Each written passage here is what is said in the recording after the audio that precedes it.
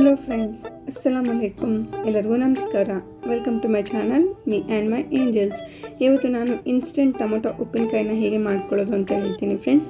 ಈ ಉಪ್ಪಿನಕಾಯಿನ ನಾವು ತಿಂಗಳಗಟ್ಟಲೆ ಸ್ಟೋರ್ ಮಾಡ್ಕೊಳ್ಬೋದು. ಫ್ರಿಜ್ಜು ಇಲ್ಲದೇ ಇರೋರು ಸಹ ಇದನ್ನು ತಿಂಗಳಗಟ್ಟಲೆ ಸ್ಟೋರ್ ಮಾಡಿಕೊಂಡ್ರೂ ಕೆಡೋದಿಲ್ಲ. ಬನ್ನಿ ಈಗ ಇದನ್ನು ಹೇಗೆ ಮಾಡೋದು ಅಂತ ನೋಡೋಣ. ಫಸ್ಟು ನಾವು ಒಂದು ಬಾಣಲಿಯಲ್ಲಿ 2 ಟೇಬಲ್ ಸ್ಪೂನಷ್ಟು ಜೀರಿಗೆ ತಗೊಳ್ಬೇಕು. 1 ಟೇಬಲ್ ಸ್ಪೂನಷ್ಟು ಮೆಂತ್ಯ, 1 ಟೇಬಲ್ ಸ್ಪೂನಷ್ಟು ಸಾಸಿವೆ ಹಾಕ್ಕೊಂಡು ಇದನ್ನು ಮೀಡಿಯಮ್ ಫ್ಲೇಮಲ್ಲಿ ಚೆನ್ನಾಗಿ ಹುರ್ಕೊಳ್ಬೇಕು. ಒಂದು ಸ್ವಲ್ಪ ಹೊತ್ತು ಒಳ್ಳೆ ಅರೋಮ ಬರೋವರೆಗೂ ಹುರ್ಕೊಳ್ಬೇಕು. ಈ ರೀತಿ ಒಳ್ಳೆ ಅರೋಮ ಬರಬೇಕಾದ್ರೆ ನಾವು ಇದನ್ನು ಮಿಕ್ಸಿಗೆ ಹಾಕ್ಕೊಂಡು ಪೌಡರ್ ಮಾಡ್ಕೊಳ್ಬೇಕು. ಈ ರೀತಿ ಪೌಡರ್ ಮಾಡಿಕೊಂಡು ಇದನ್ನು ಪಕ್ಕಕ್ಕೆ ಇಟ್ಕೊಳ್ಳೋಣ. ಈಗ ನಾವು 1 kg ಟೊಮೊಟೊನ ಈ ರೀತಿ ನೀರಲ್ಲಿ ಚೆನ್ನಾಗಿ ತೊಳ್ಕೊಂಡು ಒಂದು ಕಾಟನ್ ಬಟ್ಟೆಯಲ್ಲಿ ಚೆನ್ನಾಗಿ ಒರೆಸ್ಕೊಳ್ಬೇಕು. ಒಂಚೂರು ನೀರು ಇಲ್ದಂಗೆ ಚೆನ್ನಾಗಿ ಒರೆಸ್ಕೊಳ್ಬೇಕು. ಈ ರೀತಿ ಎಲ್ಲ ಟೊಮೊಟೊವನ್ನು ಒರೆಸ್ಕೊಂಡು ಇವಾಗ ಇದನ್ನು ಒಂದು ಮಿಕ್ಸಿಯಲ್ಲಿ ಕಟ್ ಮಾಡ್ಕೊಂಡು ಹಾಕ್ಕೊಳ್ಳೋಣ. ಈ ರೀತಿ ಎಲ್ಲ ಮಿಕ್ಸಿಯಲ್ಲಿ ಕಟ್ ಮಾಡ್ಕೊಂಡು ಹಾಕ್ಕೊಂಡು ಇವಾಗ ಇದನ್ನು ರುಬ್ಕೊಳ್ಬೇಕು.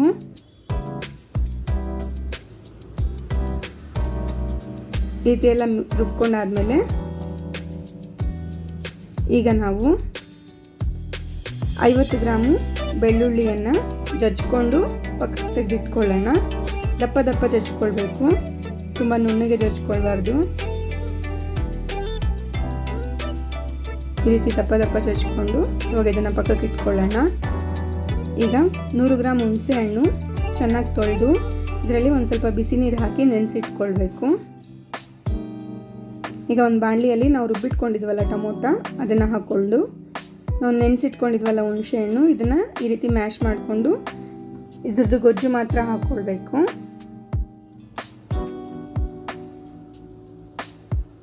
ಈಗ ಇದಕ್ಕೆ ಒಂದು 2 ಟೇಬಲ್ ಸ್ಪೂನಷ್ಟು ಉಪ್ಪು ಹಾಕ್ಕೊಳ್ಬೇಕು. ಉಪ್ಪು ಹಾಕ್ಕೊಂಡು ಈ ರೀತಿ ಎಲ್ಲ ಒಂದು ಸತಿ ಮಿಕ್ಸ್ ಮಾಡಿ ಇದನ್ನು ಚೆನ್ನಾಗಿ ಕುದಿಸ್ಕೊಳ್ಬೇಕು. ಮಧ್ಯ ಮಧ್ಯ ಕಲಿಸ್ತಾ ಇರಬೇಕು, ಇಲ್ಲಾಂದರೆ ಸೀದೋಗುತ್ತೆ. ಈ ರೀತಿ ಮಧ್ಯ ಮಧ್ಯ ಕಲಿಸ್ತಾ ಇದು ಗಟ್ಟಿ ಆಗೋವರೆಗೂ ಕುದಿಸ್ಬೇಕು. ಹೈ ಫ್ಲೇಮಲ್ಲೇ ಒಂದು 10-15 ನಿಮಿಷ ಕುದಿಸ್ಕೊಳ್ಬೇಕು.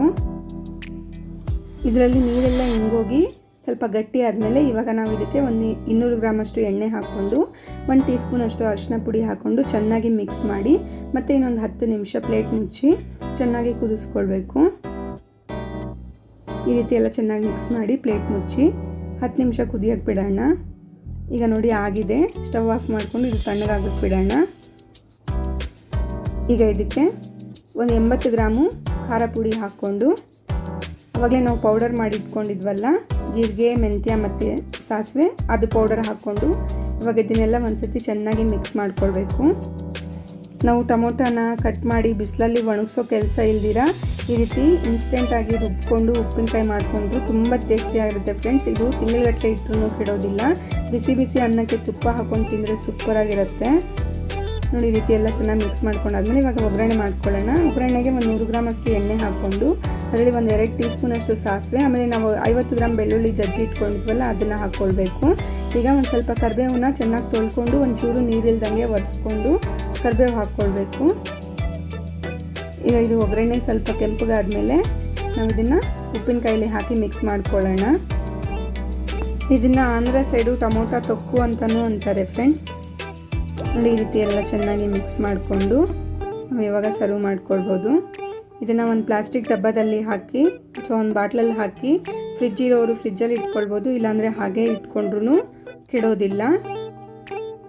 ಈ ರೆಸಿಪಿ ಏನಾದರೂ ನಿಮಗೆ ಇಷ್ಟ ಆದರೆ ಪ್ಲೀಸ್ ಫ್ರೆಂಡ್ಸ್ ನನ್ನ ಚಾನಲ್ನ ಸಬ್ಸ್ಕ್ರೈಬ್ ಮಾಡ್ಕೊಳ್ಳಿ, ಲೈಕ್ ಮಾಡಿ, ಶೇರ್ ಮಾಡಿ, ಕಮೆಂಟ್ ಮಾಡಿ. Thanks for watching my channel.